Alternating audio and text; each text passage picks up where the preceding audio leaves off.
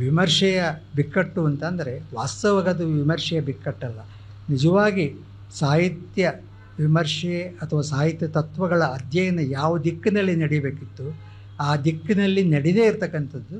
ಮತ್ತು 21ನೇ ಶತಮಾನದ ಈ ಕಾಲಘಟ್ಟಕ್ಕೆ ನಾವು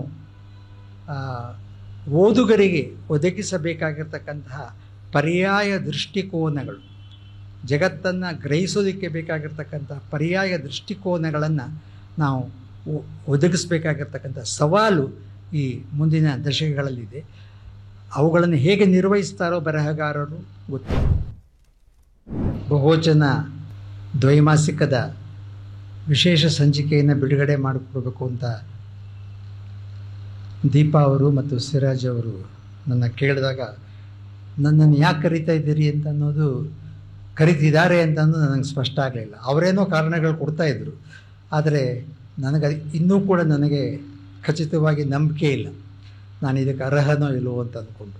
ಯಾಕೆ ಅನ್ನೋದು ನಿಮ್ಗೆ ಗೊತ್ತಾಗ್ತದೆ ಸ್ವಲ್ಪ ಮುಂದೆ. ಮತ್ತು ನನಗೆ 20 ನಿಮಿಷ ಸಮಯ ಅಂತ ಹೇಳಿ ಮೊದಲೇ ನಿಗದಿ ಮಾಡಿದ್ದಾರೆ.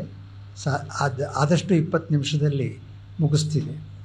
20 ನಿಮಿಷ ಮಾತ್ರ ನನಗೆ ಅವಕಾಶ ಕೊಟ್ಟಿರೋದ್ರಿಂದ ನನ್ನ ಮುಂದಿನ ಮಾತುಗಳು ಹೇಳಿಕೆಯ ರೂಪಗಳಲ್ಲಿ ಇದ್ದರೆ ನೀವು ಕ್ಷಮಿಸಬೇಕು. ಅಂದರೆ ಹೆಚ್ಚು ವಿವರಣೆಯನ್ನು ಅದು ಬಯಸ್ಬೋದು ಮುಂದೆ, ಆದರೆ ವಿವರಣೆ ಕೊಡೋಕ್ಕೆ ಸಮಯ ಇಲ್ಲದೆ ಇರೋದ್ರಿಂದ ಸ್ಟೇಟ್ಮೆಂಟ್ಗಳ ರೂಪದಲ್ಲಿ ನಾನು ಮಾತಾಡ್ಬಿಡ್ಬೋದು ನನಗನ್ಸುತ್ತೆ. ಸೊ ಇಷ್ಟು ಹಿನ್ನೆಲೆಯಿಂದ ನಾನು ಕೆಲವು ಮಾತುಗಳು ನಿಮ್ಮ ಜೊತೆ ಹಂಚ್ಕೊಳ್ಳೋಕ್ಕೆ ಇಷ್ಟಪಡ್ತೀನಿ. ಬಹುವಚನ ಈ ಸಾಹಿತ್ಯ ಪತ್ರಿಕೆ ಬರ್ತಾ ಇದೆ ಅಂತ ನನಗೆ ಗೊತ್ತಿತ್ತು, ಆದರೆ ನಾನು ಇದರ ಸಂಚಿಕೆಗಳನ್ನು ಇದುವರೆಗೂ 2 ವರ್ಷದಲ್ಲಿ ಯಾವಾಗಲೂ ನೋಡಿರಲಿಲ್ಲ. ಅದು ಕನ್ನಡದ ಮಟ್ಟಿಗೆ ಮತ್ತು ನನ್ನ ವಯಸ್ಸಿನ ಮಟ್ಟಿಗೆ ಅಪರಾಧವೂ ಅಲ್ಲ ಅಂತ ಕಾಣಿಸುತ್ತೆ. ವಯಸ್ಸು ಯಾಕೆ ಅಂತಂದರೆ ಎಲ್ಲವನ್ನೂ ಓದುವ ವಯಸ್ಸಲ್ಲ ಇದು. ಓದಲೇಬೇಕಾದದ್ದನ್ನು ಓದಲೇಬೇಕಾದರೂ ಕೂಡ ಕೆಲವು ಸಂದರ್ಭದಲ್ಲಿ ಓದೋಕ್ಕಾಗದೇ ಇರತಕ್ಕಂತಹ ಸಂದರ್ಭಗಳು ಇರ್ತವೆ. ಹೀಗಾಗಿ ನಾನು ಈ ಸಂಚಿಕೆಗಳನ್ನು ನೋಡಿರಲಿಲ್ಲ. ಆದರೆ ಈಗ ಬಹುಮಟ್ಟಿಗೆ ಅದರ ಹಳೆಯ ಸಂಚಿಕೆಗಳೆಲ್ಲವನ್ನೂ ಕೂಡ ನಾನು ನೋಡೋದಕ್ಕೆ ಸಾಧ್ಯ ಆಗಿದೆ. ಮತ್ತು ಈ ವಿಶೇಷ ಸಂಚಿಕೆಯಲ್ಲಿರುವ ಬಹುಪಾಲು ಲೇಖನಗಳನ್ನು ನಾನು ಗಮನಿಸೋದು ಕೂಡ ಸಾಧ್ಯವಾಗಿದೆ. ಮತ್ತು ಈ ಸಾಹಿತ್ಯ ದ್ವೈಮಾಸಿಕದ ಉದ್ದೇಶವನ್ನು ಸಿರಾಜ್ ಅವರು ಮತ್ತು ದೀಪಾ ಅವರು ನನಗೆ ವಿವರಿಸಿದರು. ಮತ್ತು ಈ ಸಂಚಿಕೆಯ ಪ್ರಸ್ತಾವನೆಯಲ್ಲೂ ಕೂಡ ಸಂಪಾದಕೀಯದಲ್ಲೂ ಆ ಮಾತುಗಳನ್ನು ಹಂಚಿಕೊಂಡಿದ್ದಾರೆ. ಬಹಳ ಮುಖ್ಯವಾಗಿ ಕನ್ನಡ ವಿಮರ್ಶೆಯ ಕ್ಷೇತ್ರದಲ್ಲಿರ್ತಕ್ಕಂತಹ ಒಂದು ಲಕೂನ, ಒಂದು ಖಾಲಿತನವನ್ನು ಕುರಿತು ಮಾತಾಡ್ತಾ ಇದ್ದಾರೆ ಅವರು. ಅದನ್ನು ಕುರಿತು ಈ ಸಾಹಿತ್ಯಿಕ ಪತ್ರಿಕೆಯನ್ನು ಪ್ರಾರಂಭಿಸೋದರ ಉದ್ದೇಶವೇ ಆ ಕೊರತೆಯನ್ನು ತುಂಬೋದಾಗಿದೆ ಅಂತ ಅನ್ನೋದು ಮೊದಲಿಂದನೂ ಕೂಡ ಅವರು ಸ್ಪಷ್ಟಪಡಿಸ್ತಾ ಬಂದಿದ್ದಾರೆ. ಈಗ 2 ವರ್ಷ ಕಳೆದ ಮೇಲೆ ಆ ಆತಂಕಗಳು ಕಡಿಮೆಯಾಗಿವೆಯೋ ಇಲ್ವೋ ಅನ್ನೋದ್ರ ಬಗ್ಗೆ ಅವ್ರಿಗೂ ಸಂದೇಹಗಳಿದ್ದ ಕಾಣಿಸುತ್ತೆ. ಸೊ ಈ ಪ್ರಯತ್ನಗಳನ್ನು ಅವ್ರು ಮಾಡ್ತಾ ಬಂದಿದ್ರೂ ಕನ್ನಡ ವಿಮರ್ಶೆಯ ಕ್ಷೇತ್ರದಲ್ಲಿ ಒಂದು ಖಾಲಿತನ, ಒಂದು ಲಕೂನ ತುಂಬಬೇಕಾಗಿರ್ತಕ್ಕಂಥ ಒಂದು ಖಾಲಿತನ ಇದೆ ಅಂತ ಅನ್ನೋ ಒಂದು ಅನಿಸಿಕೆ ಈ ಸಂಪಾದಕೀಯ ಮಂಡಲ ಒಳಗಡೆ ಇದ್ದ ಹಾಗೆ ಇದೆ. ಅದು ನಿಜನೋ ಸುಳ್ಳು ಅಂತ ಅನ್ನೋದನ್ನು ನಾನು ಪರೀಕ್ಷೆ ಮಾಡೋಕ್ಕೆ ಹೋಗೋದಿಲ್ಲ, ಸದ್ಯಕ್ಕೆ ಒಪ್ಕೊಳ್ತೀನಿ ಅಂತ. ಆದರೆ ಈ ಆತಂಕ ಅನ್ನೋದು ಇವತ್ತೊಂದಲ್ಲ. ಇದು ಕನ್ನಡ ಸಾಹಿತ್ಯದಲ್ಲಿ ವಿಮರ್ಶೆ ಅಂತ ಅನ್ನುವ ಚಟುವಟಿಕೆ ಪ್ರಾರಂಭವಾದ ಹೊತ್ತಿನಿಂದಲೂ ಕೂಡ, ಅಂದರೆ ಸುಮಾರು ಅದಕ್ಕೆ 100, 110, 120 ವರ್ಷಗಳಿಗಿಂತ ಹೆಚ್ಚು ಚರಿತ್ರೆ ಇಲ್ಲ ಇದಕ್ಕೆ. ಕನ್ನಡದಲ್ಲಿ ಸಾಹಿತ್ಯ ವಿಮರ್ಶೆ ಅನ್ನುವ ಚಟುವಟಿಕೆಗೆ ಅಷ್ಟು ದೀರ್ಘವಾದ ಇತಿಹಾಸ ಇಲ್ಲ. ಸಾಹಿತ್ಯದ ಅಧ್ಯಯನಕ್ಕೆ ದೊಡ್ಡ ಇತಿಹಾಸ ಇರ್ಬೋದಾದ್ರೂ, ಸಾಹಿತ್ಯದ ಓದಿಗೆ ದೊಡ್ಡ ಇತಿಹಾಸ ಇರ್ಬೋದಾದ್ರೂ, ಸಾಹಿತ್ಯ ವಿಮರ್ಶೆ ಅಂತ ನಾವು ಗುರುತಿಸ್ತಕ್ಕಂಥ ಚಟುವಟಿಕೆಗೆ ಅಷ್ಟು ದೀರ್ಘವಾದ ಇತಿಹಾಸ ಇಲ್ಲ. ಸೊ ಆ ಚಟುವಟಿಕೆ ಯಾವತ್ತಿಂದ ಪ್ರಾರಂಭ ಆಯಿತು ಆವತ್ತಿಂದನೂ ಕೂಡ ಈ ಆತಂಕ ಅಥವಾ ಈ ಇಕ್ಕಟ್ಟುಗಳು ನಿರಂತರವಾಗಿ ಕನ್ನಡ ಸಾಹಿತ್ಯದಲ್ಲಿ ಇವೆ. ಅದಕ್ಕೆ ಬೇಕಾದ ಸುಧಾರಣೆಗಳನ್ನು ಕೊಡ್ಬೋದು. ಪ್ರಬುದ್ಧ ಕರ್ನಾಟಕದಲ್ಲಿ ಅಥವಾ ಕೆಲವು ಪತ್ರಿಕೆಗಳಲ್ಲಿ ಆಗ ಬರ್ತಾ ಇದ್ದ ಸಾಹಿತ್ಯ ವಿಮರ್ಶೆಯ ಸಂದರ್ಭದಲ್ಲಿ ತಿರುಮಲಂಬ ಅವರ ಸತಿಶೇಷಿಣಿ ಪತ್ರಿಕೆಯ ಬಗೆಗೆ ಮತ್ತು ಅಲ್ಲಿ ಅವರ ಬರಹಗಳ ಬಗ್ಗೆ ಮಾಸ್ತಿಯವರು ಮಾಡಿದ ಟೀಕೆಯಿಂದ, ಕೊಳಲು ಅನ್ನುವ ಕುವೆಂಪು ಅವರ ಕೃತಿಯ ಬಗೆಗೆ ಗೋಕಾಕ್ ಅವರು ಮಾಡಿದ ವಿಮರ್ಶೆಯಿಂದ, ಆಮೇಲೆ ದುರಂತ ನಾಟಕ ಅನ್ನೋದು ಕನ್ನಡದಲ್ಲಿ ಇದೆಯೋ ಇಲ್ಲವೋ ಅನ್ನೋದ್ರ ಬಗೆಗೆ ಬೇಂದ್ರೆಯವರಿಗೂ ಮತ್ತು BM ಶ್ರೀಯವರಿಗೂ ನಡೆದಂತಹ ವಾಗ್ವಾದಗಳಿಂದ, ಶೂದ್ರ ತಪಸ್ವಿಯ ಬಗೆಗೆ ಮಾಸ್ತಿಯವರಿಗೂ ಕುವೆಂಪು ಅವರಿಗೂ ನಡೆದ ವಾಗ್ವಾದಗಳಿಂದ ನಿರಂತರವಾಗಿ ನೋಡ್ಕೊಂಡು ಬಂದಿದ್ದೀವಿ. ಆದರೆ ಈ ವಾಗ್ವಾದಗಳಲ್ಲಿ ಬಹಳ ಮುಖ್ಯವಾಗಿರ್ತಕ್ಕಂಥದ್ದು ಏನು, ಈ ಕೊರತೆಗಳು, ಈ ಬಿಕ್ಕಟ್ಟುಗಳು ಏನನ್ನು ತೋರಿಸ್ತಾ ಇವೆ ಅನ್ನೋದನ್ನ ಸ್ವಲ್ಪ ನಾನು ಅರ್ಥ ಮಾಡ್ಕೊಳ್ಳೋ ಪ್ರಯತ್ನ ಪಡ್ತಾ ಇದ್ದೀನಿ. ಉದಾಹರಣೆಗೆ ಮಾಸ್ತಿಯವರ ಕಥೆಗಳ ಕುರಿತು AR ಗಣೇಶ ಶಾಸ್ತ್ರಿಗಳು ಇವು ಬೆಣ್ಣೆಯ ಸಿಂಹಗಳಂತೆ ಅಂತ ಪ್ರಬುದ್ಧ ಕರ್ನಾಟಕದಲ್ಲಿ ಬರೆದರು. ಬೆಣ್ಣೆಯ ಸಿಂಹಗಳಂತೆ ಅಂತ 1940ರಲ್ಲಿ ಬೇಂದ್ರೆಯವರು ಮಾಸ್ತಿಯವರ ಕಥೆಗಳನ್ನು ಕುರಿತು ಮಾಸ್ತಿಯವರಿಗೆ ರುದ್ರನನ್ನು ಶಿವನನ್ನಾಗಿ ಕಾಣುವ ಒಂದು ಪ್ರತಿಭಾ ಚಕ್ಷು ಇದೆ ಅಂತ ಹೇಳಿದ್ರು. ಸುಮಾರು ಒಂದು 20 ವರ್ಷ ಕಳೆದ ಮೇಲೆ ಲಂಕೇಶರು ಮಾಸ್ತಿಯವರ ಕಥೆಗಳು ಯಾವ ಬುಟ್ಟಿಯಲ್ಲೇ ಬೇಕಾದರೂ ಇಡಬಹುದಾದ ಸೌತೆಕಾಯಿ ಅಂತ. ಈ 3 ಹೇಳಿಕೆಗಳು ಏನನ್ನ ಹೇಳುತ್ತವೆ? ಇದು ಅವರ ಅಭಿಪ್ರಾಯಗಳು ಅಥವಾ ಅವರ ವಿಮರ್ಶೆಯ ಪರಿಕರಗಳು ಯಾವ ಪರಿಕರಗಳನ್ನು ಬಳಸಿ ಅವರು ಈ ರೀತಿ ಹೇಳ್ತಿದ್ದಾರೆ, ಅಥವಾ ಅವರ ಸಾಹಿತ್ಯಿಕ ಸಿದ್ಧಾಂತಗಳೇ ಬೇರೆ ಬೇರೆನೋ?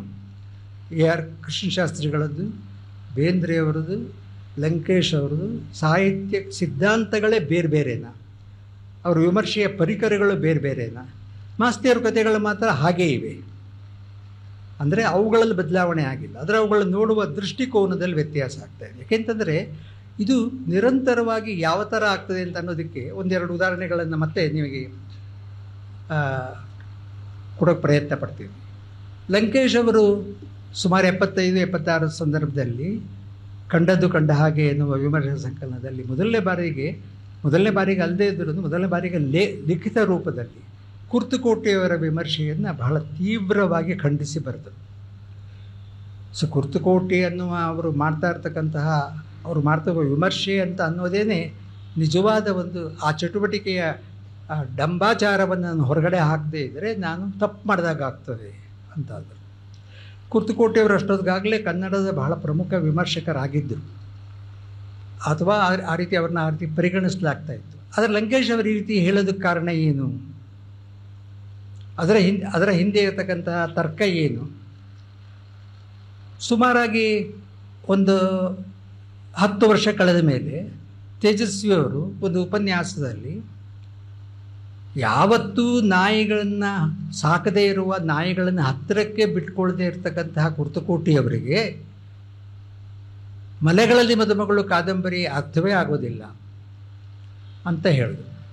ಈ 2 ಮಾತುಗಳನ್ನು ಹೇಳ್ತಾ ಇರುವಾಗ ಇವರಿಬ್ಬರು ಮಂಡಿಸ್ತಾ ಇರ್ತಕ್ಕಂತಹ ಸಾಹಿತ್ಯಿಕ ಸಿದ್ಧಾಂತಗಳು ಬೇರೆ ಬೇರೆದು, ಸಾಹಿತ್ಯಿಕ ಪರಿಕರಗಳು ಬೇರೆ. ಯಾಕೆಂದರೆ ಅವರಿಬ್ಬರು ಬೇಜವಾಬ್ದಾರಿಯ ಹೇಳಿಕೆಗಳನ್ನು ಕೊಡ್ತಾ ಇದ್ದಾರೆ ಅಂತ ಹೇಳೋಕ್ಕಾಗೋದಿಲ್ಲ. ಲಂಕೇಶ್ ಆಗಲಿ ತೇಜಸ್ವಿಯವರಾಗಲಿ ಬೀಸು ಹೇಳಿಕೆಗಳನ್ನು ಕೊಡ್ತಾ ಇದ್ದಾರೆ ಅಂತ ಹೇಳೋಕ್ಕಾಗ್ತಾ ಇಲ್ಲ. ಆದರೆ ಆ ಹೇಳಿಕೆಗಳು ಕೊಡ್ತಾ ಇದ್ದರೆ ಆ ಹೇಳಿಕೆಗಳ ಹಿಂದೆ ಯಾವುದೋ ಒಂದು ತರ್ಕ ಇರಬೇಕು. ಆ ತರ್ಕ ಯಾವುದು? ಇವರಿಬ್ಬರು ನಂಬಿರ್ತಕ್ಕಂಥ ಅಥವಾ ಪ್ರಾಕ್ಟೀಸ್ ಮಾಡ್ತಾ ಇರ್ತಕ್ಕಂತಹ ಸಾಹಿತ್ಯ ಸಿದ್ಧಾಂತವೇ ಬೇರೆ ಬೇರೆನಾ? ಕುರ್ತಕೋಟಿಯವರು ಪ್ರಾಕ್ಟೀಸ್ ಮಾಡ್ತಾ ಇರ್ತಕ್ಕಂತಹ ಸಾಹಿತ್ಯಿಕ ಸಿದ್ಧಾಂತಗಳೇ ಬೇರೆ ಬೇರೆನಾ ಅನ್ನುವ ಚರ್ಚೆಗಳು ನಮ್ಮಲ್ಲಿ ಆಗಲೇ ಇಲ್ಲ.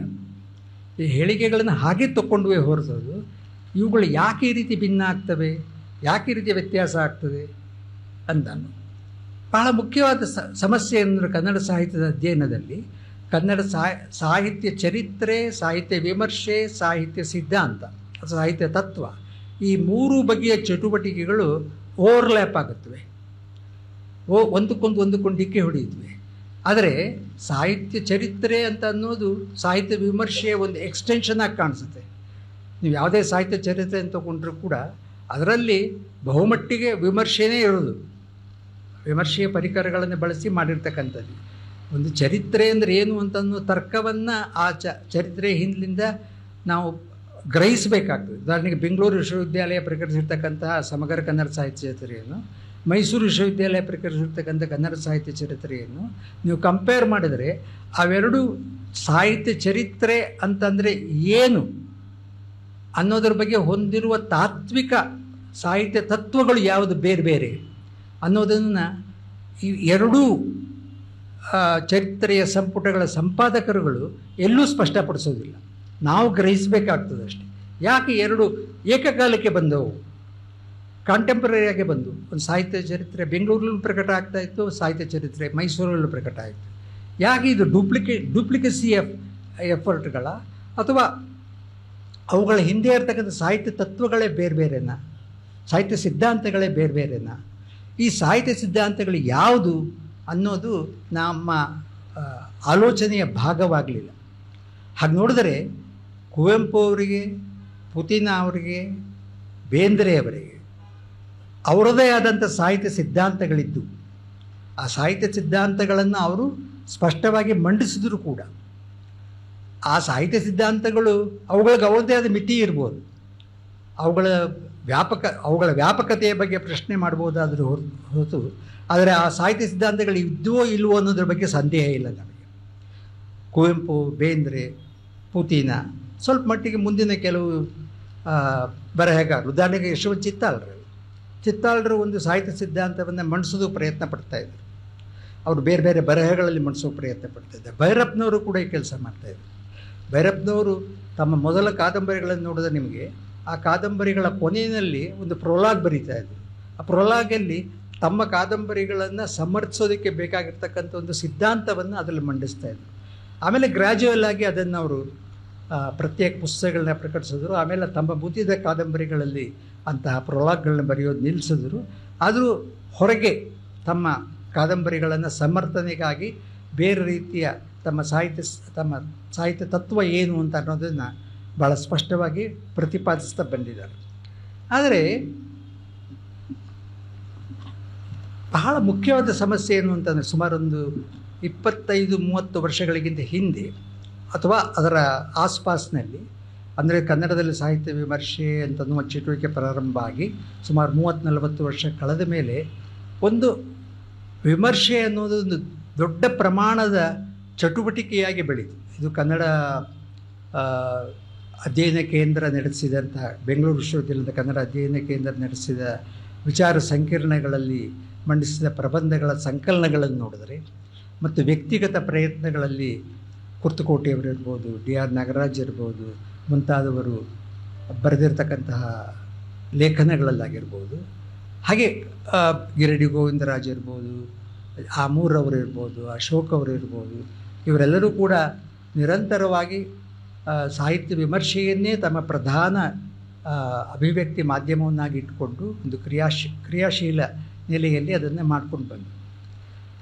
ಮತ್ತು ಈ ಸಾಹಿತ್ಯ ವಿಮರ್ಶೆಗಳನ್ನು ಮಾಡ್ತಾ ಇರ್ತಕ್ಕಂಥವ್ರ ಸಾಹಿತ್ಯ ಸಿದ್ಧಾಂತ ಯಾವುದು, ಸಾಹಿತ್ಯ ತತ್ವ ಯಾವುದು ಅನ್ನೋದನ್ನು ಅವರು ತಮ್ಮ ವಿಮರ್ಶೆಯಲ್ಲೂ ಬಿಟ್ಟುಕೊಡೋದಿಲ್ಲ. ಆ ವಿಮರ್ಶೆಯನ್ನು ಅಧ್ಯಯನ ಮಾಡಿರ್ತಕ್ಕಂಥವರು ಕೂಡ ಆ ಸಾಹಿತ್ಯ ಸಿದ್ಧಾಂತಗಳು ಯಾವುದು ಅಂತ ಅನ್ನೋದನ್ನು ಪುನಃ ರಚನೆ ಮಾಡಿಲ್ಲ. ಉದಾಹರಣೆ DR ನಾಗರಾಜ್ ಅವ್ರನ್ನೇ ನೋಡೋಣ. DR ನಾಗರಾಜ್ ಅವರು ಒಂದು ಕೃತಿಯ ಬಗ್ಗೆ ನೋಡ್ತಕ್ಕಂಥ ದೃಷ್ಟಿಕೋನದ ಬಗ್ಗೆ ಬಹಳ ಅಪಾರವಾದ ಮೆಚ್ಚುಗೆಯನ್ನು ವ್ಯಕ್ತಪಡಿಸ್ಬೋದು ನಾವು. ಕುರ್ತಕೋಟಿಯವರು ಬೇಂದ್ರೆಯವರ ಬಗ್ಗೆ, ಕುಮಾರವ್ಯಾಸನ ಬಗ್ಗೆ ಬರೆದಿರ್ತಕ್ಕಂಥ ವಿಮರ್ಶೆಯನ್ನು ನಾವು ಮೇಲಿಂದ ಮೇಲೆ ಉಲ್ಲೇಖಿಸ್ಬೋದು. ಆದರೆ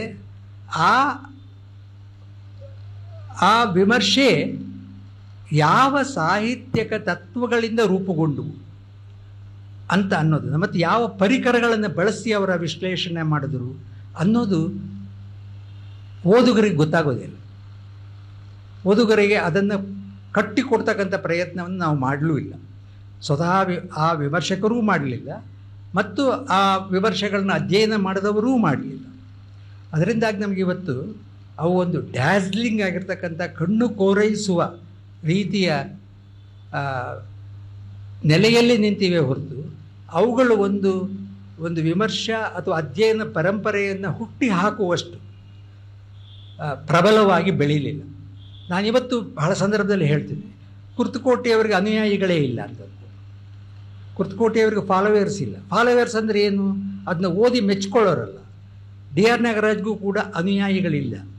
ಅಂದರೆ ಓದಿ ಮೆಚ್ಕೊಳ್ಳೋರಿಲ್ಲ ಅಂತಲ್ಲ. ಡಿ ಆರ್ ನಾಗರಾಜ್ ಅವರ ಬರಹಗಳನ್ನ ಓದಿ ಮೆಚ್ಕೊಳ್ಳೋರಿಲ್ಲ ಅಂತಲ್ಲ. ಆದರೆ ಡಿ ಆರ್ ನಾಗರಾಜ್ ಅವರ ಮೆಥಡನ್ನು ಫಾಲೋ ಮಾಡೋಕ್ಕಾಗೋದಿಲ್ಲ. ಯಾಕೆ? ಕುರ್ತಕೋಟಿಯವರ ಮೆಥಡನ್ನು ಫಾಲೋ ಮಾಡೋಕ್ಕಾಗೋದಿಲ್ಲ. ಯಾಕೆಂದರೆ ಅವರ ಪರಿಕರಗಳು ನಮಗೆ ಗೊತ್ತಿಲ್ಲ. ಉದಾಹರಣೆಗೆ ಬೇಂದ್ರೆಯವರ ಜೋಗಿ ಕವಿತೆಯನ್ನು ಕುರಿತು ಕನ್ನಡದಲ್ಲಿ ಒಂದು 10 ಜನ ಬರೆದಿರ್ಬೋದು. 10 ಜನವೂ ಆ ಕೃತಿಯನ್ನು, ಅಗ್ನಿಶಿಖೆ ಅನ್ನೋ ಕವಿತೆಯನ್ನು ಕುರಿತು ಬೇಂದ್ರೆಯವರ ಕುರ್ತಕೋಟಿಯವರ ವಿಮರ್ಶೆ ಅಥವಾ ಡಿ ಆರ್ ನಾಗರಾಜ್ ಅವರ ವಿಮರ್ಶೆಯನ್ನು ಓದಿದರೆ ಭಾಳ ಬ್ರಿಲಿಯಂಟಾದ ಏರಿಯಾಗಳಲ್ಲಿ ನಾವು ಪ್ರವಾಸ ಮಾಡಿದಾಗ ಅನುಭವ ಬರ್ತದೆ. ಆದರೆ ನೀವು ಅಲ್ಲಿ ಬಳಸಿದ ಪರಿಕರಗಳಿಂದ ನೀವು ಬೇಂದ್ರೆಯವರ ಮತ್ತೊಂದು ಕವಿತೆಯನ್ನು ವಿಶ್ಲೇಷಣೆ ಮಾಡೋದಕ್ಕೆ ಓದುಗರಿಗೆ ಸಾಧ್ಯ ಆಗೋದಿಲ್ಲ.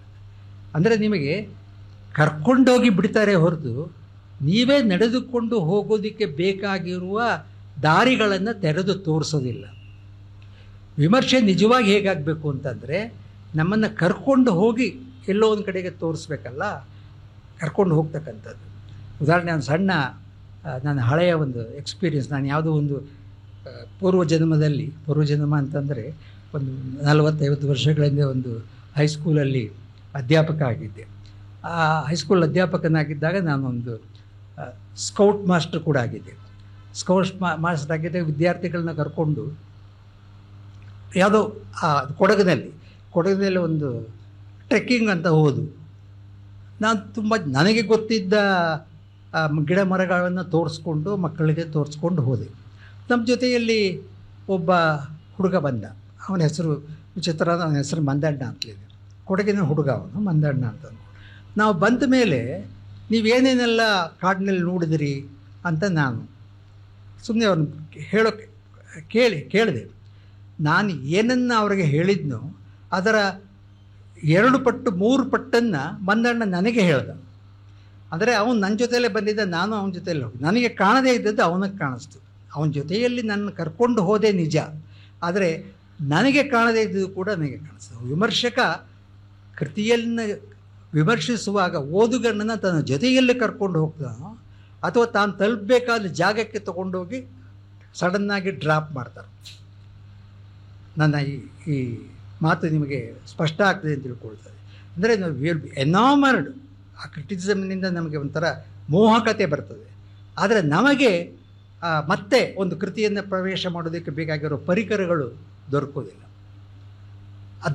ಅದು ಕನ್ನಡ ವಿಮರ್ಶೆಯ ನಿಜವಾದ ಬಿಕ್ಕಟ್ಟು. ನನ್ನ ಪ್ರಕಾರ ಕನ್ನಡ ವಿಮರ್ಶೆಯ ನಿಜವಾದ ಬಿಕ್ಕಟ್ಟು ವಿಮರ್ಶೆ ಅಂತ ಅನ್ನುವ ಚಟುವಟಿಕೆ ಯಾವ ಪ್ರಮಾಣದಲ್ಲಿ ನಡೆದಿದೆ, ಯಾವ ದಕ್ಕಿನಲ್ಲಿ ನಡೆದಿದೆ, ಎಷ್ಟು ಹರವಿನಲ್ಲಿ ನಡೆದಿದೆ ಅನ್ನೋದರ ಕೊರತೆ ಅಲ್ಲ. ಆ ವಿಮರ್ಶೆಯಿಂದ ಕೃತಿಗಳನ್ನು ಓದೋದಕ್ಕೆ ಬೇಕಾಗಿರುವ ಸಿದ್ಧತೆಗಳು ಓದುಗರಿಗೆ ದೊರಕೋದಿಲ್ಲ. ಬರಹಗಾರರಿಗೆ ದೊರಕುತ್ತೋ ಇಲ್ವೋ ನನಗೆ ಗೊತ್ತಿಲ್ಲ, ಆದರೆ ಓದುಗರಿಗೆ ದೊರಕೋದಿಲ್ಲ. ಓದುಗರಿಗೆ ದೊರಕೋದು ಫಲಿತಾಂಶಗಳು ಮಾತ್ರ ಸಿಗುತ್ತೆ, ರಿಸಲ್ಟ್ಗಳು ಸಿಗುತ್ತವೆ. ಆದರೆ ಏನು ಆ ವಿಮರ್ಶಕರು ತಲುಪಿದ ನಿರ್ಧಾರಗಳಿವೆ, ಆ ನಿರ್ಧಾರಗಳು ಸಿಗುತ್ತೆ. ಸೊ ಟೈಮ್ ಆಗ್ತಿದೆಯಾ? ದಯವಿಟ್ಟು ಹೇಳಿ. ಸೊ ಈಗ ಈ ಬಹುವಚನ ಸಾಹಿತ್ಯ ಪತ್ರಿಕೆಯ ಈ ವಿಶೇಷ ಸಂಚಿಕೆಯಲ್ಲಿ ಬರಹಗಾರರಿದ್ದಾರೆ, ವಿಮರ್ಶಕರಿದ್ದಾರೆ, ಅವರ ಬರಹಗಳಿವೆ, ಯಾರ್ಯಾರು ಸ್ಟೇಕ್ ಹೋಲ್ಡರ್ಸ್ ಇದ್ದಾರೆ, ಭಾಗಿದಾರರಿದ್ದಾರೆ, ಅವರೆಲ್ಲರ ಬರಹಗಳಿವೆ. ಅದರೊಳಗಡೆ ಪ್ರಕಾಶಕರದಿದೆ, ಓದುಗರೇ ಇಲ್ಲ ಅದರಲ್ಲಿ. ಓದುಗರು ಅಂದರೆ ಇವರು ಯಾರು ಓದುಗರು ಅಲ್ವಾ ಅಂತ ನೀವು ಕೇಳ್ಬೋದು. ಹೌದು, ಬೇರೆ ಹಾಗಂತ ಕೇಳಿದ ನಂತರ ಉತ್ತರ ಇಲ್ಲ. ಓದುಗರು ಅದರಲ್ಲಿ ಬರೆದಿಲ್ಲ, ಬರಹಗಾರರು ಬರೆದಿದ್ದಾರೆ.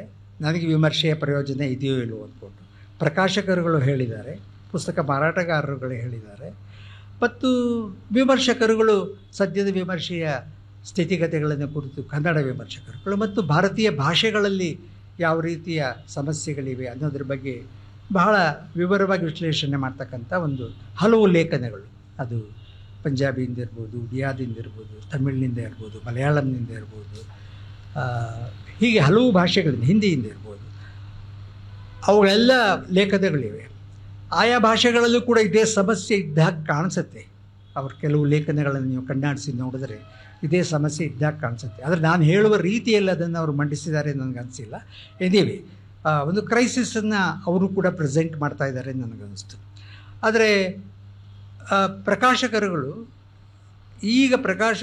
ಬಹುಮಟ್ಟಿಗೆ ಅಪೇಕ್ಷೆ ಮಾಡ್ತಾ ಇರ್ತಕ್ಕಂಥದ್ದು ಬುಕ್ ಪ್ರಮೋಷನನ್ನು ಪ್ರಮೋಟ್ ಮಾಡಿ ಓದೋದಕ್ಕೆ ಪುಸ್ತಕಗಳನ್ನ ಓದೋದಕ್ಕೆ ಪ್ರೇರೇಪಣೆ ಕೊಡ್ತಕ್ಕಂಥ ಬರಹಗಳು ಬೇಕಾಗಿದೆ. ಯಾರಿಗೆ ಓದುಗರು ಪುಸ್ತಕಗಳನ್ನ ಓದೋದಕ್ಕೆ ಬೇಕಾಗಿರೋ ಪ್ರೇರಣೆಯನ್ನು ಕೊಡಬೇಕು. ಅದನ್ನ ಓದಿ, ಆ ವಿಮರ್ಶೆಗಳನ್ನ ಓದಿ ಪುಸ್ತಕಗಳನ್ನು ತಗೊಂಡು ಓದಬೇಕು. ಅದು ಈ ಮಾತು ನಿಜ. ನಾನು ಅದನ್ನು ಅವರ ಎಕ್ಸ್ಪೀರಿಯನ್ಸನ್ನು ಏನು ಹೇಳ್ತಿದ್ದಾರೆ ಅದು ನಾನು ಇಲ್ಲ ಅಂತ ನಾನು ಹೇಳೋದಿಲ್ಲ. ಮತ್ತು ಕನ್ನಡ ವಿಮರ್ಶೆಯ ಪ್ರಾಕ್ಟೀಷನರ್ಸು 4-5 ಜನ ಇದರೊಳಗಡೆಗೆ ಏನು ಬರೆದಿದ್ದಾರೆ, ಅವರ ಬರವಣಿಗೆಯನ್ನು ನೀವು ಓದಿದ್ರು ಕೂಡ ಅವ್ರು ಏನು ಫೀಲ್ ಮಾಡಿದ್ದಾರೆ ಅದು ಭಾಳ ಜಿನ್ನೆಯನ್ನಾಗೇ ಇದೆ.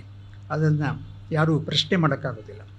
ಆದರೆ ನಾವು ಸಮಸ್ಯೆ ಇರ್ತಕ್ಕಂಥದ್ದು ಇದು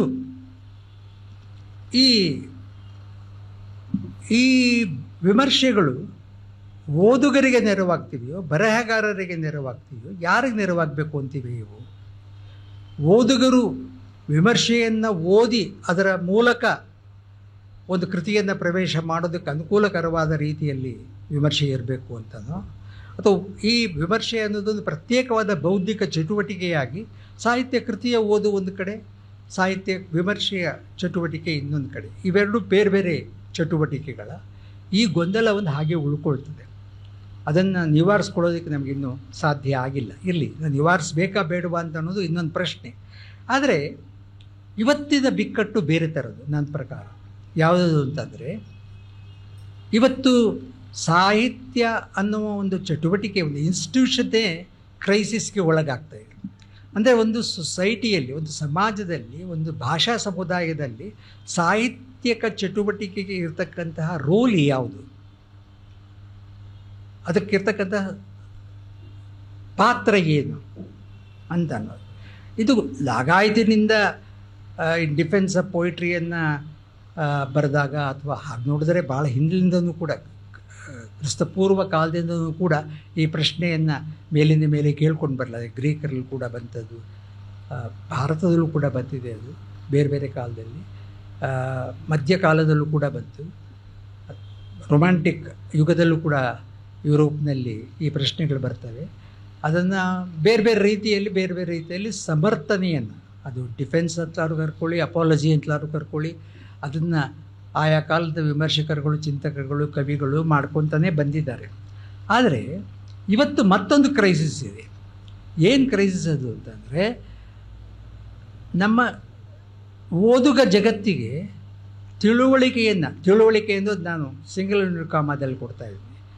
ಆ ತಿಳುವಳಿಕೆಯನ್ನು ಒದಗಿಸ್ತಕ್ಕಂತಹ 10 ಚಾನಲ್ಗಳು ಓಪನ್ ಆಗಿಬಿಟ್ಟಿವೆ ಈಗ.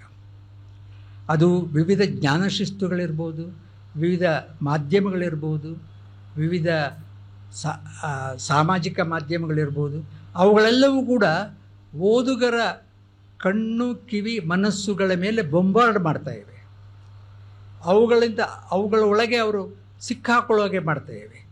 ಸಿಕ್ಕಾಕೊಂಡ ಇರೋದರಿಂದಾಗಿ ಆ ಸಿದ್ಧತೆಯೊಡನೆ ಸಾಹಿತ್ಯ ಕೃತಿಗಳನ್ನು ಓದುವವರು ಆ ಸಾಹಿತ್ಯ ಕೃತಿಗಳಲ್ಲಿ ಏನನ್ನು ಅಪೇಕ್ಷೆ ಮಾಡ್ತಾ ಇರ್ತಾರೆ? ತಾವು ಇದುವರೆಗೂ ತಿಳಿದುಕೊಂಡಿರ್ತಕ್ಕಂತಹ ತಿಳುವಳಿಕೆಗಳ ಕನ್ಫರ್ಮೇಷನನ್ನು, ಅದಕ್ಕೆ ಸಮರ್ಥನೆಯನ್ನು, ಅಥವಾ ಅದರ ವಿಸ್ತರಣೆಯನ್ನು, ಅಥವಾ ಅದರ ಆಲ್ಟರ್ನೇಟ್ ಪಾಯಿಂಟ್ ಆಫ್ ವ್ಯೂವನ್ನು ಯಾವುದನ್ನು ನಿರೀಕ್ಷೆ ಮಾಡ್ತಾ ಇದ್ದಾರೆ? ಯಾವುದನ್ನು ನಿರೀಕ್ಷೆ ಮಾಡಬೇಕು ಅಂತ ಸಾಹಿತ್ಯ ಕೃತಿಗಳು ಅಪೇಕ್ಷೆ ಮಾಡುತ್ತವೆ?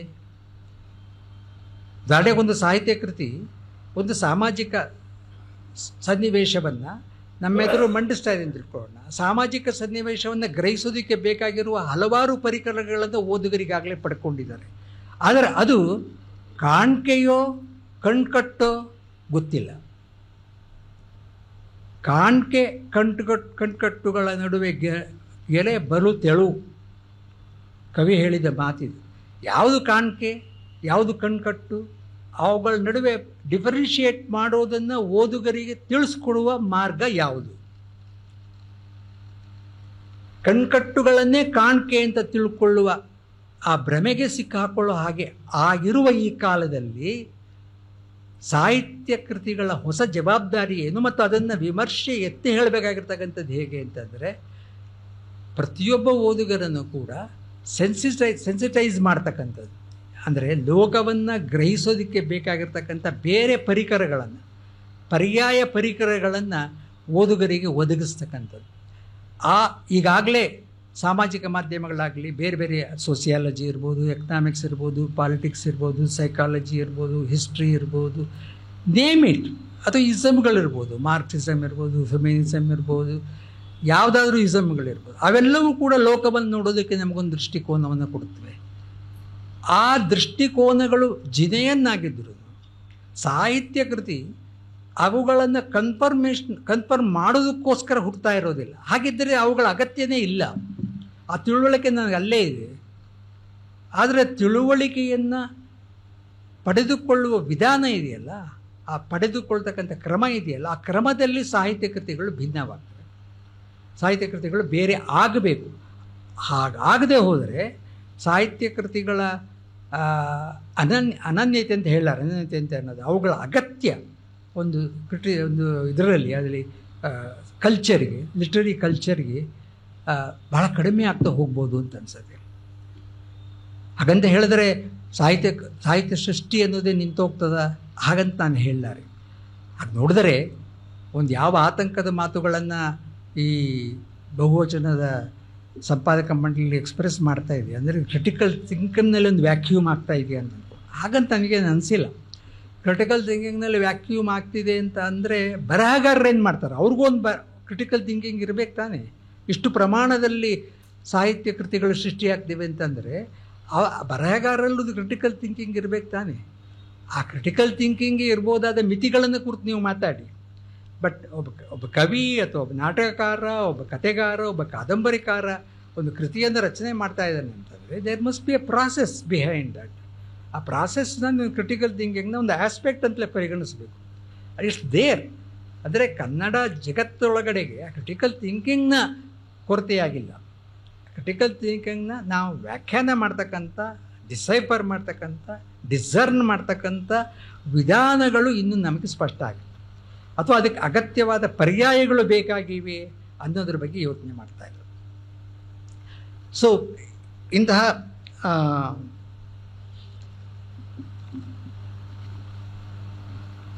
ಇನ್ನೂ ನಾನು ಮಾತಾಡ್ಬೋದಾದದ್ದು ಇರಬಹುದಾದರೂ ಕೂಡ ಬಹಳ ಮುಖ್ಯವಾಗಿ ನಾನು ಇವತ್ತು ಹೇಳೋಕ್ಕೆ ಪ್ರಯತ್ನ ಪಟ್ಟಿದ್ದು, ಕನ್ನಡ ವಿಮರ್ಶೆ ಎನ್ನುವ ನನಗಿನ್ನೂ ನೆನಪಿದೆ. 77ನೇ ದಶಕದಲ್ಲಿ ಕನ್ನಡ ಅಧ್ಯಯನ ಕೇಂದ್ರ ನಡೆಸಿದ ವಿಚಾರ ಸಂಕಿರಣಗಳಲ್ಲಿ ವಿಮರ್ಶೆಯ ಒಲವು ನಿಲುವು ಅಂತ ಅನ್ನೋ ಒಂದು ವಿಷಯವನ್ನು ಕುರಿತು ನಡೆಸಿದ ವಿಚಾರ ಸಂಕಿರಣದಲ್ಲಿ ನಾನು ಪಾಲ್ಗೊಂಡಿದ್ದೆ ಅಂತಂದರೆ ನಾನು ಅಧ್ಯಯನ ಕೇಂದ್ರದ ಭಾಗವೇ ಆಗಿದ್ದರಿಂದ ಅದರಲ್ಲಿ ಪಾಲ್ಗೊಂಡಿದ್ದೆ. ಅಲ್ಲಿ ಮಂಡಿತವಾದ ಪ್ರಬಂಧಗಳಿರ್ಬೋದು, ಆಗ ನಡೆಸಿದ ಚರ್ಚೆಗಳನ್ನು ನೋಡಿದರೆ ಗೊತ್ತಾಗ್ತಾ ಇತ್ತು ನಮಗೆ ಎಷ್ಟೊಂದು ದೊಡ್ಡ ಬಿರುಕುಗಳು ಸಾಹಿತ್ಯ ವಿಮರ್ಶೆಯ ಕ್ಷೇತ್ರದಲ್ಲಿ ಇವೆ ಅಂದ್ಕೊಂಡು. ಎಷ್ಟೊಂದು ಕ್ರೈಸಿಸ್ಗಳು. ಅದು ಪರ್ಸನಲ್ ಆದದ್ದಲ್ಲ. ಅದು ಕೆಲವು ಸಂದರ್ಭದಲ್ಲಿ ನಮಗೆ ಅನ್ನಿಸ್ತಾ ಇತ್ತು, ಲಂಕೇಶರು, ಬೇಂದ್ರೆಯವರು ಜಗಳ ಆಡ್ತಾ ಇದ್ದಿದ್ದು ನೋಡಿದ್ರೆ ಪರ್ಸನಲ್ ಆದದ್ದ, ಮೊಕಾಶಿಯವರು, ಅನಂತಮೂರ್ತಿಯವರು ಜಗಳ ಆಡ್ತಿದ್ದು ನೋಡಿದರೆ ಜಗಳ ಆಡ್ತಿದ್ದಾಗ ಅದು ಪರ್ಸನಲ್ ಆದದ್ದ. ಚಿಕ್ಕ ವಯಸ್ಸಿನ ನಮಗೆ ಭಾಳ ಪರ್ಸನಲ್ ಆದದ್ದು ಅಂತ ಅನ್ನಿಸ್ತಾ ಇತ್ತು ಆಗ ಚಿಕ್ಕ ವಯಸ್ಸಿನವರಿಗೆ. ಈಗ ನೋಡಿದರೆ ಅದು ಪರ್ಸನಲ್ ಆದದ್ದಲ್ಲ. ಅದು ವಿಮರ್ಶೆಯ ಒಳಗಡೆನೇ ಸಾಹಿತ್ಯ ತತ್ವಗಳ ನಡುವೆ ಇದ್ದ ತಿಕ್ಕಾಟಗಳು. ಆ ಸಾಹಿತ್ಯ ತತ್ವಗಳು ಯಾವುದನ್ನು ಅವರು ಪ್ರಾಕ್ಟೀಸ್ ಮಾಡ್ತಾಯಿದ್ರು, ಅವುಗಳ ನಡುವೆ ಇರುವ ಸ್ಪೆಕ್ಟ್ರಮ್ನಲ್ಲಿ ಇರುವ ಆ ಸ್ಪೆಕ್ಟ್ರಮ್ ಎಷ್ಟು ದೊಡ್ಡದು ಕನ್ನಡ ಸಾಹಿತ್ಯಕ್ಕೆ ನಾವಿನ್ನೂ ಅದನ್ನು ಅರ್ಥ ಮಾಡಿಕೊಂಡಿಲ್ಲ. ಅದನ್ನು ನಾವಿನ್ನೂ ಕೂಡ ಮಂಡಿಸಿಲ್ಲ ಅಂತ ಕಾಣಿಸುತ್ತೆ. ಅದನ್ನು ಅಧ್ಯಯನ ಮಾಡಿಲ್ಲ ಅಂತ ಕಾಣಿಸುತ್ತೆ. ಸೊ ಇದು ಬಹಳ ಮುಖ್ಯವಾದ ಕೊರತೆ ಅಂತ ನನಗೆ ಅನ್ನಿಸ್ತಾ ಇರೋದು. ವಿಮರ್ಶೆಯ ಬಿಕ್ಕಟ್ಟು ಅಂತಂದರೆ ವಾಸ್ತವವಾಗಿ ಅದು ವಿಮರ್ಶೆಯ ಬಿಕ್ಕಟ್ಟಲ್ಲ. ನಿಜವಾಗಿ ಸಾಹಿತ್ಯ ವಿಮರ್ಶೆ ಅಥವಾ ಸಾಹಿತ್ಯ ತತ್ವಗಳ ಅಧ್ಯಯನ ಯಾವ ದಿಕ್ಕಿನಲ್ಲಿ ನಡೀಬೇಕಿತ್ತು ಆ ದಿಕ್ಕಿನಲ್ಲಿ ನಡೆದೇ ಇರತಕ್ಕಂಥದ್ದು. ಮತ್ತು 21ನೇ ಶತಮಾನದ ಈ ಕಾಲಘಟ್ಟಕ್ಕೆ ನಾವು ಓದುಗರಿಗೆ ಒದಗಿಸಬೇಕಾಗಿರ್ತಕ್ಕಂತಹ ಪರ್ಯಾಯ ದೃಷ್ಟಿಕೋನಗಳು, ಜಗತ್ತನ್ನು ಗ್ರಹಿಸೋದಕ್ಕೆ ಬೇಕಾಗಿರ್ತಕ್ಕಂಥ ಪರ್ಯಾಯ ದೃಷ್ಟಿಕೋನಗಳನ್ನು ನಾವು ಒದಗಿಸಬೇಕಾಗಿರ್ತಕ್ಕಂಥ ಸವಾಲು ಈ ಮುಂದಿನ ದಶಕಗಳಲ್ಲಿದೆ. ಅವುಗಳನ್ನು ಹೇಗೆ ನಿರ್ವಹಿಸ್ತಾರೋ ಬರಹಗಾರರು ಗೊತ್ತಿಲ್ಲ. ಅಥವಾ ಬರಹಗಾರರು ನಿರ್ವಹಿಸಿದರೆ ಅವರ ನಿರ್ವಹಣೆಯ ಮೂಲಕ ನಾವು ಸಾಹಿತ್ಯ ಅಧ್ಯಯನ ಮಾಡ್ತಕ್ಕಂಥವ್ರು ಅದನ್ನು ಗ್ರಹಿಸ್ತೀವ, ಅದನ್ನ ವಿವರಿಸಿ ತೋರಿಸ್ತೀವ ಅನ್ನೋ ಹೊಣೆಗಾರಿಕೆಯೂ ಕೂಡ ನಮ್ಮ ಮೇಲಿರ್ಬೋದು ಅಂತ ಕಾಣಿಸ್ತದೆ. ಇದನ್ನು ನಮ್ಮ ಹಳೆಯ ತಲೆಮಾರಿನವರು ಬೇರೆ ಬೇರೆ ರೀತಿಯಲ್ಲಿ ಮಾಡಿಲ್ಲ ಅಂತ ನಾನು ಹೇಳಲಾರೆ. ಸೊ ತರಗತಿಗಳಲ್ಲಿ ಮಾಡಿದ್ದಾರೆ, ತರಗತಿಗಳ ಹೊರಗೆ ಮಾಡಿದ್ದಾರೆ, ಪರಸ್ಪರ ಸಂವಾದದಲ್ಲಿ ಮಾಡಿದ್ದಾರೆ, ತೋಂಡಿಯಲ್ಲಿ ಮಾಡಿದ್ದಾರೆ, ಬರಹದಲ್ಲಿ ಮಾಡಿದ್ದಾರೆ. ಅವೆಲ್ಲವೂ ಕೂಡ ಇವತ್ತು ನಮಗೆ ನಮ್ಮ ಭಾಗವಾಗಿದೆ. ಆದರೆ ಅವೆಲ್ಲವನ್ನು ಇಟ್ಕೊಂಡು ನಾವಿವತ್ತು ಒಂದು ಮುಂದಿನ ಹೆಜ್ಜೆಗಳನ್ನ ಇಡಬೇಕಾಗಿದೆ ಅಂತ ಕಾಣಿಸುತ್ತೆ. ಈ ಕೆಲಸವನ್ನು ಮಾಡೋದಕ್ಕೆ ನನಗೆ ಅವಕಾಶವನ್ನು ಮಾಡಿಕೊಟ್ಟಿದ್ದಕ್ಕೆ ಮತ್ತು ಈ ರ್ಯಾಂಬ್ಲಿಂಗನ್ನು ನೀವು ತಡ್ಕೊಂಡಿದ್ದಕ್ಕೆ ನಾನು ನಿಮಗೆ ವಂದನೆಗಳನ್ನು ಸಲ್ಲಿಸಿ ಮತ್ತೊಮ್ಮೆ ನಿಮ್ಮ ಸಮಯವನ್ನು ನಾನು ಕದ್ದಿದ್ದಕ್ಕೆ ಕ್ಷಮೆಯನ್ನು ಕೋರ್ತೇನೆ. ನಮಸ್ಕಾರ.